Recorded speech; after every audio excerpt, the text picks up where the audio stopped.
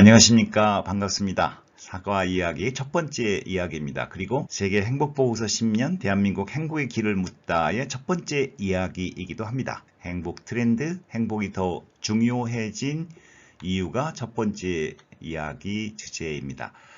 구체적으로 세 가지 말씀을 드릴까 합니다. 첫 번째는 행복 관심이 지난 10여 년 동안 어떻게 바뀌었는지, 어떻게 증가했는지, 어떠한 행복을 우리가 더 중요하게 생각하는지에 대해서 알아보도록 하겠습니다. 그렇다면 그 이유는 뭘까요? 행복이 더 중요해진 이유도 알아보도록 하겠습니다. 세계 행복 관심은 어떨까요? 세계 행복 관심에 관련된 몇 가지 지표를 가지고 말씀드리겠습니다. 이어서 간단히 정책적 배경도 언급할까 합니다. 자, 그러면 첫 번째 이야기 시작하도록 하겠습니다. 행복에 대한 관심이 지난 한 10여 년 동안 증가했을까? 어떻게 변했을까? 하는 거 한번 알아볼까요? 웹상에서 행복 빈도가 시기별로 어떤 추이를 보이는지, 증가하고 있는지를 한번 간단히 테스트를 해봤어요. 구글 트렌드로. 행복하고 웰빙, 이 두 가지를 한번 해봤습니다. 웰빙은 행복을 포함하는 좀 더 포괄적인 개념이죠. 물론 이걸 좀 체계적으로 따지면 좀 복잡해요. 근데 일단은 좀 더 넓은 개념이다. 이렇게 이 정도 하고요. 자, 여기 보시면 행복도 지금 보면 한 2010년 이후에 증가 추세죠. 그리고 웰빙의 경우는 최근에 증가세가 뚜렷해요. 그렇죠? 이런 것을 어디까지나 어림짐작으로 확인할 수가 있다. 그렇죠? 이거는 이제 조금 더 이 과학적인 연구를 제가 인용을 한 겁니다. 신문 기사에서 키워드가 행복인 경우를 이제 수집을 해봤더니 2012년 이후에 크게 증가하고 있다는 것을 알 수 있습니다. 물론 이제 기사가 수집된 빈도의 차이가 있습니다. 최근으로 올수록 아무래도 이게 좀 늘어나죠. 그러니까 미디어가 많아졌다고 해서 그만큼 그거 역시 관심의 증가다. 이렇게 해석을 할 수가 있습니다. 자, 우리가 앞에서 행복 관심이 연도별로 크게 증가하고 있었다. 특히 2010년에 이르러서 이제 크게 증가하고 있는 것을 확인했는데, 그렇다면은 행복의 성격, 형태는 어떨까요? 아마 2010년대 행복의 새로운 형태를 논의하는 데 있어서 이 소확행이라고 하는 것을 빠뜨릴 수 없을 겁니다. 이게 2018년에 한국의 트렌드의 하나로 선정이 되기도 했죠. 갓 구운 빵을 손으로 찢어 먹는 것, 서랍 안에 반듯하게 접어 넣은 속옷이 잔뜩 쌓여 있는 것, 새로 산 정결한 면 냄새가 풍기는 하얀 셔츠를 머리에서부터 뒤집어 쓸 때의 기분. 유명한 이제 일본 소설가 무라카미 하루키의 수필집에 나온 이야기인데요. 길지 않은 거예요. 그런데 이것이 우리 일상이고 우리 일상 중에서 굉장히 상큼한 것들이죠. 이제 이런 것들을 통해서 소소하지만 확실한 행복을 느낀다. 물론 이제 일본의 상황하고 우리 상황이 이제 다르기 때문에 우리 행복을 같은 맥락에서 볼 수가 없다. 이런 논의들도 있었어요. 그런데 이제 한국이 2010년 후반은 저성장과 고용 불안정, 그에 따른 과잉 경쟁의 압력이 아주 컸고요. 이러한 이제 불안 속에 위안을 얻고자 소확행에 관심을 갖게 됐다. 이에 비해서 이제 일본의 1980년대 중반에는 경제적 호황기죠. 그래서 잔뜩 뭔가를 성취를 했는데 보상 자체에서는 미흡한 측면이 있다. 성장을 위해서 몰입해서 열심히 일을 하다 보니까 이제 휴식이 좀 필요했다. 그런 부분들을 소확행이 나타난 배경으로 지적을 했습니다. 소확행에 대한 논란이 있지만 분명한 것은 이것이 새로운 행복의 욕구라고 할까요? 새로운 행복의 형태를 가장 상징적으로 보여주는 것은 틀림이 없어요. 내용적인 측면에서는 어떨까요? 우리가 앞에서 행복에 대한 관심도가 크게 증가하고 있음을 우리가 확인했어요. 내용적인 걸 알기 위해서는 아마도 행복이라고 하는 용어와 연관성을 갖고 있는 연관어 분석이라고 그러죠. 요새 이제 빅데이터 분석 같은 데서 그런 걸 많이 하는데 커뮤니케이션 연구자들이나 그런데 사실은 이제 그런 자료를 한번 찾아봤는데 그렇게 소개할 만한 그런 자료는 제가 구하지 못했어요. 그래서 한번 좀 대안으로 한번 연상을 해봤어요. 제가 한번 연상을 해봤어요. 행복하면 연상되는 게 뭘까? 그래서 이것이 갖고 있는 하나의 그 내용에 있어서의 경향성을 한번 좀 분류를 해보자. 지금 여기 제가 지금 가운데 나와 있는 게 그러니까 생일이죠. 뭐 해피 버스데이. 대체로 한국 사람들이 행복하면 연상할 때 반드시 나오는 것이 생일이에요. 생일이 행복했다는 의미도 있고 그것이 해피라고 하는 용어를 갖고 있기 때문에 가족, 과거보다는 조금 이게 낮아졌지만 빠뜨릴 수 없는 거, 건강, 돈. 그 다음에 행복이라는 용어를 가장 많이 아마 쓰는 이벤트는 생일 말고는 결혼일 거예요. 결혼식 때 이제 뭐 오셨던 분들이 행복하게 살기를 이제 그런 당부 말씀들을 하시죠. 근데 지금 왼쪽에 있는 거는 책이 있고요. 반려견이 있네요. 그 다음에 사진기. 이 책은 뭐냐면 과거에 제가 기억을 해보니까 행복이라는 용어를 소설이나 이야기에서 많이 접했어요. 뭐 어찌고 해서 행복하게 잘 살았대요. 뭐 되게 이제 해피엔딩으로 끝나는 마지막에 그분들의 상태, 그 이야기 주인공들의 상태를 행복이라는 말로 그냥 정리하는 거죠. 잘 살았다는 거죠. 이 반려견은 제 기억으로는 이게 해피라는 반려견이 많았어요. 동네에서 해피야 그러면 많은 개들이 자기를 부르는 줄 알고 쳐다봤죠. 지금은 행복이라는 반려견은 있지만 해피라는 반려견은 별로 없는 것 같고요. 여기 이제 사진기는 뭐냐면 이걸 좀 다르게 표현하기가 어려워서 간판에 그 행복이라는 용어가 많이 들어갔고요. 제가 이렇게 연상하기로는 행복사진관 이런 게 많이 연상이 됐어요. 사진을 행복하고 연결시키는 그 기억이라고 하는 걸 떠올린다는 걸까요? 뭔가 인생의 큰 사건이나 또는 굉장히 긴 삶의 호흡 아니면 하나의 개체나 대상을 행복이라고 네이밍을 많이 했던 것 같아요. 그러니까 일상 용어에서는 우리 대화에서는 그렇게 많이 쓰지는 않았어요, 사실. 저 오른쪽에 보면은 이게 친구입니다. 친구를 표현한 거고, 그냥 먹거리, 그다음 여행 이런 것들이죠. 최근에 이거는 좀 떠올리는 그 행복 연관어라고 볼 수가 있어요. 그러니까 뭐 친구와 같이 이제 친구가 굉장히 더 중요해졌다는 느낌을 갖고 있고요. 먹거리는 이제 먹으면서 느끼는 행복이라고 하는 것들이 굉장히 많이 얘기가 되고 있고 여행도 비슷하죠. 여행에서 우리가 뭔가 체험을 하면서 또는 광경을 보면서 상당히 행복한 이것은 왼쪽 오른쪽 이렇게 구분해 보면 가운데 있는 것은 공통적이라고 한다면 대체로 최근에 우리가 행복과 연상되는 것들이 오른쪽에 있는 거고 왼쪽에 있는 것은 이제 몇십 년 전에부터 이제 있었던 그런 또는 그때 존재했던 그런 행복에 대한 내용을 의미한다고 볼 수가 있지 않을까. 뭐 간단하긴 하지만 그러니까 추구하는 행복이 변했다는 거죠. 행복 관심이 커졌을 뿐만이 아니라 추구하는 행복의 성격이 다르다. 어떻게 다를까요? 지금 앞에서 잠깐 얘기를 했지만 정리를 해보면 한 이와 같은 세 가지 측면이 있지 않을까 싶어요. 그러니까 행복 경험의 시간적 단위가 아주 짧다. 일상에서 길지 않은 시간 동안의 감정과 정서도 우리가 이것을 행복으로 표현하는 거죠. 행복한 하루 되세요. 행복한 저녁 되세요. 이렇게 우리가 인사를 하잖아요. 그 다음에 이걸 우리가 나중에 회고하거나 기억하기보다는 활동을 중심으로 해서 당시 상황과 시간 동안에 체감을 합니다. 그렇죠. 그 다음에는 과거에는 이게 규범을 내가 잘 지킴으로써 내가 뭐 부모님을 기쁘게 해줘서 나도 행복하다라고 하는 측면이 훨씬 강했어요. 지금도 뭐 그런 측면이 있죠. 그렇지만 동시에 정서가 굉장히 중요해요. 감정과 정서 이런 부분들이 과거보다는 훨씬 더 이제 중시되었다. 그다음에 개인적인 노력으로 얻을 수가 있죠. 그래서 최근에 보면 뭐 행복 강좌라든지 뭐 이런 부분에 사람들이 많은 관심을 가져요. 그거는 그런 것들을 통해서 내가 좀 더 행복하기 위해서 노력하겠다는 것이거든요. 그러니까 노력을 통해서 얻을 수가 있고 개인 단위의 추구하는 것이죠. 그러니까 이런 측면들이 과거에 전혀 없었던 건 아니지만 훨씬 더 두드러지는 것이 2010년을 기점으로 해서 한국 사회의 행복의 트렌드의 하나의 특징이다. 이렇게 정리할 수가 있겠는데요. 그렇다면 이유가 뭘까요? 이 배경이 뭘까요? 저는 이걸 그냥 행복 욕구가 개인화되었다. 이렇게 표현했습니다. 그러니까 여기서 개인화되었다라고 하는 것은 과거에는 관습적인 삶을 통해서 행복을 얻었어요. 가족을 통해서 뭐 결혼 라이프 사이클을 통해서 얻었던 거죠. 아마 그리고 대부분 사람들이 거의 비슷한 행복의 과정을 겪었다고 볼 수 있어요.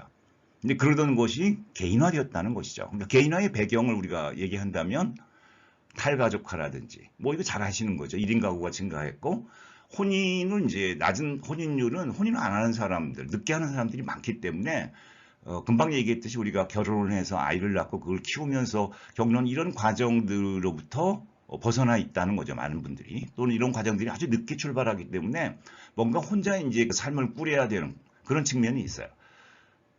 두 번째는 삶의 질에 대한 관심이 커졌죠. 특히 문화적 삶에 대한 관심이 아주 커졌어요.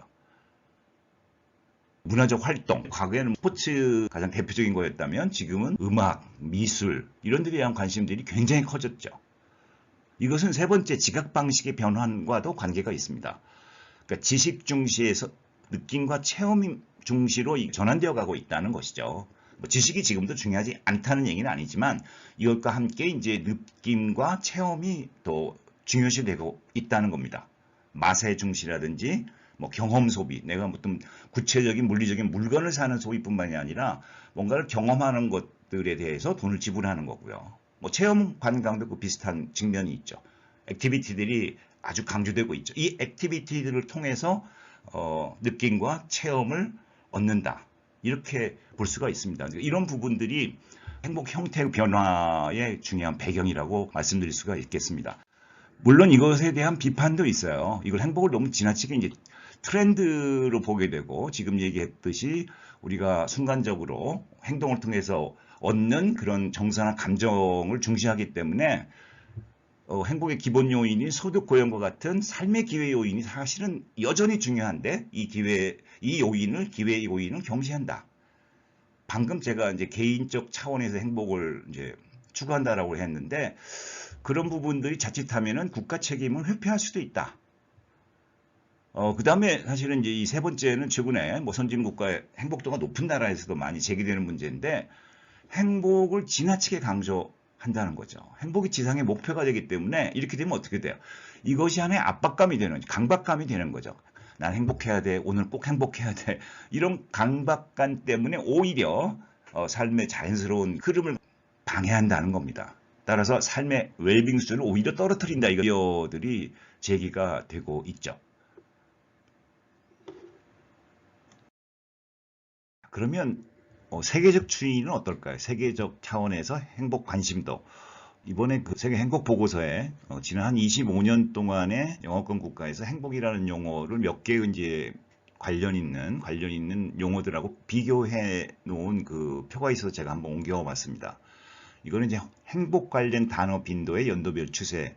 구글 엔그램 아시죠? 구글 엔그램의 이제 데이터베이스를 이용했기 때문에 뭐 저작물에 있는 많은 부분들이 여기다 해당이 되는 거죠. 출판되고 인쇄된 것들, 문건. 그래서 여기 보시면 지난 25년간 여기 보면 행복의 언급 빈도가 계속 증가하고 있어요. 행복이 여기서 보라색으로 표현된 겁니다. 보라색 보시면 지금 특히 2005년, 10년 이후에 계속 이렇게 가파른 상승세를 보이고 있죠.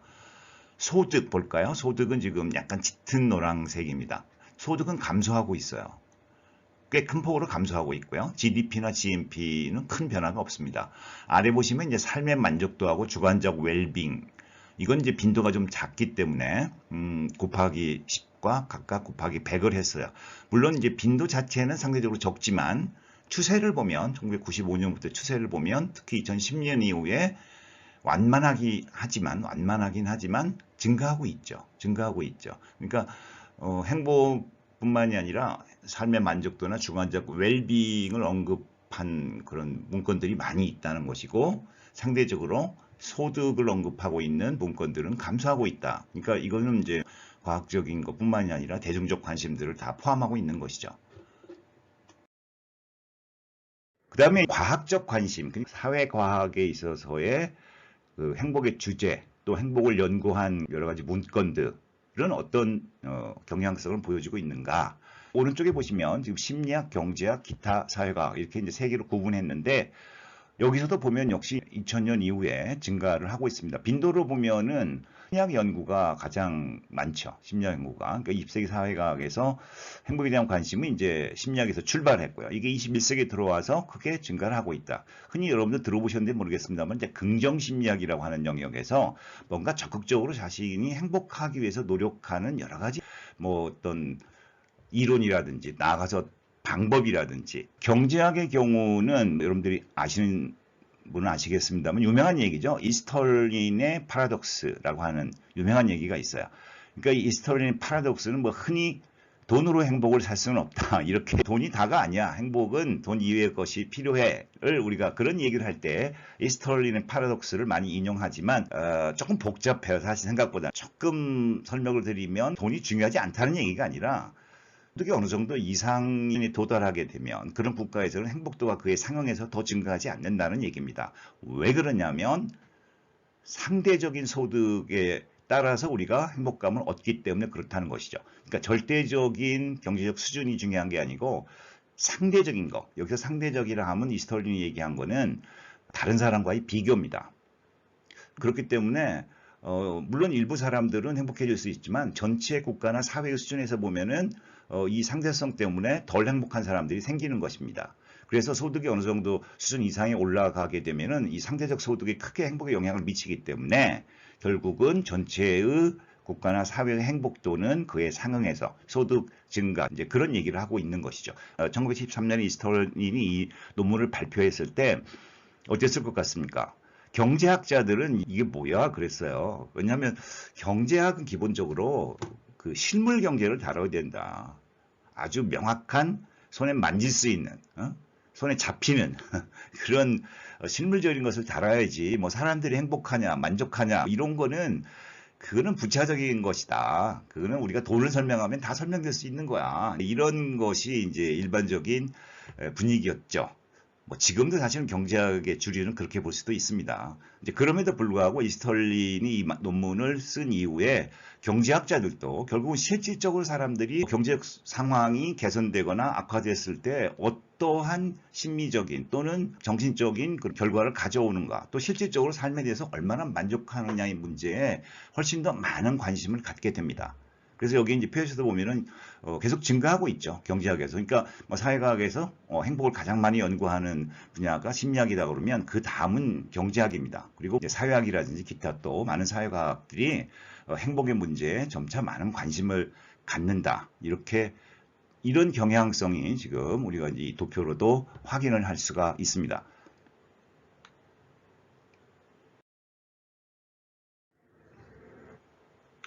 이거는 이제 그 지역별 과학적 관심도가 지역별로 어떻게 분포되어 있는가를 보여주는 것입니다. 여기 보면 21세기 이전까지만 해도 대개 이제 북미와 유럽 사회 중심이었던 것에서 최근에는 이제 비서구권 국가로 점차 확대되고 있다는 것입니다. 여기 제일 마지막에 있는 그림을 이렇게 보시면 2000년에서 2021년까지 이걸 두 개로 나눠놨습니다만 한국 같은 경우 보면 이게 색깔이 붉은색일수록 훨씬 더 많은 이제 페이퍼들을 쓰고 있다는 얘기입니다. 이제 미국이 가장 활발하고요. 그다음에 유럽 지역, 그다음에 오스트레일리아 이런 지역들인데 한국의 경우도 보면 2014년에는 이제 푸른색으로 표현이 되고 있고요. 2015년 이후에는 붉은 그래서 한국이나 뭐 여기 일본이나 러시아나 이런 국가들에서도 이제 행복 연구가 굉장히 활발하다. 이런 얘기가 있습니다. 행복도가 높은 나라들은 행복 연구를 일찍 한 나라들이다. 이런 얘기가 있거든요. 국가적으로 이제 비교를 뒤에서 하겠습니다만은 되게 행복도가 굉장히 높은 뭐 유럽 국가들이 이제 대부분인데 이런 나라들은 일찍 행복 연구를 했다. 그러니까 행복 연구를 일찍 했다는 것은 그만큼 이제 그 행복에 관심을 일찍 가지고 어떻게 하면 행복해질 수 있을까의 연구 결과들이 실제 정책이나 그런 부분에 영향을 미쳤다는 것을 의미합니다. 어떻든 한국도 최근에 행복에 대한 연구가 활발해지고 있습니다. 한국을 비롯해서 전 세계 수준에서 행복 욕구가 크게 증가하고 있음을 확인했고요. 사회적인 원인도 간단히 살펴봤습니다. 여기에서는 이제 경제정책의 측면에서 말씀을 드릴까 합니다. 동시에 행복 욕구에 대한 대응이고 대책입니다. 이 두 가지 측면을 동시에 가지고 있는 것이죠. 그동안의 정책 목표의 전환은 특히 선진국에 있어서는 이제 양적 GDP 중심에서 삶의 질을 동시에 고려하는 쪽으로 목표가 전환되고 있다. 이렇게 정리할 수 있습니다. 그 배경은 첫 번째는 이제 본격적인 저성장 사회에 진입했다는 겁니다. 즉 양적 성장의 한계에 직면한 것이죠. 양적 성장의 한계는 1차적으로는 경제 성장률의 둔화를 의미하죠. 더 이상 성장을 통해 이제 국민들을 만족시키기 어렵다. 행복감을 증진시키기 어렵다는 측면도 있고요. 두 번째는 그동안의 양적 성장의 결과 가지고 있는 문제들을 해결해야 될 필요성. 예컨대 불평등이라든지 일부 소외계층이라든지 이런 문제들을 대안적 성장, 대안적 발전을 통해서 해결해야 될 그런 상황에 직면했다라고도 볼 수가 있습니다. 예컨대 포용적 발전, 그동안의 경제성장에서 소외되었던 집단들을 이제는 포용해서 같이 발전하는 모델 같은 것들이 여기에 해당이 된다고 볼 수가 있습니다. 두 번째는 일정한 경제적 성장의 경제적 단계에 도달한 경우에 삶의 질 개선을 보다 적극적으로 요구하게 되는 측면도 있습니다. 그래서 삶의 질 개선에 기여하는 정책에 대한 욕구가 커지고 있다는 것도 경제정책 목표의 전환을 가져온 배경이다. 이렇게 지적할 수가 있겠습니다. 네, 이번 영상은 여기까지입니다. 어떻게 들으셨습니까? 오랜 시간 동안 같이 해주셔서 대단히 고맙습니다. 행복한 하루 되십시오. 감사합니다.